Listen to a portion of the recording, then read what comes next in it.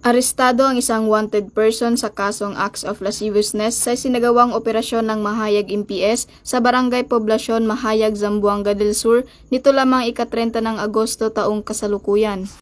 Kinilala ng mga otoridad ang suspect na si alias Ren, 28 anyos, lalaki at residente ng Barangay Lorma, Mahayag, Zamboanga del Sur. Naging matagumpay ang ikinasang operasyon ng mga otoridad na nagresulta sa pagkakaaresto sa suspect sa bisa ng warrant of arrest sa kasong sexual assault ng 266A paragraph 2 ng Revised Penal Code in relation to Section 5B of RA 7610 and acts of lasciviousness ng Article 336 ng Revised Penal Code sa ilalim ng Criminal Case Number 2024-10-5073 at 2024-10-5074 na inisyo ni Honorable Julie Mi Gelbulingo Guangco, Presiding Judge, Branch 23 9th Judicial Region, Regional Trial Court, Mulave, Zamboanga del Sur na may 360,000 pesos na inirekomendang piyansa.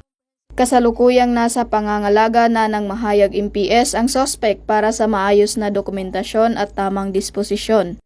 Patunay lamang na ang pambansang pulisya ng Pilipinas, katuwang ang ibang ahensya ng pamahalaan ay hindi nagpapabaya sa kanilang sinumpaang tungkulin na hulihin ang mga taong tiwalag sa batas, mapanatiling ligtas ang komunidad at ipatupad ang kapayapaan ng bansa para sa umuunlad na bagong Pilipinas. Mula dito sa Zamboanga Peninsula, ako ang inyong PNN correspondent, Patrolwoman Amy Jean Cortez, alagad ng batas, tagataguyod ng balitang pulis.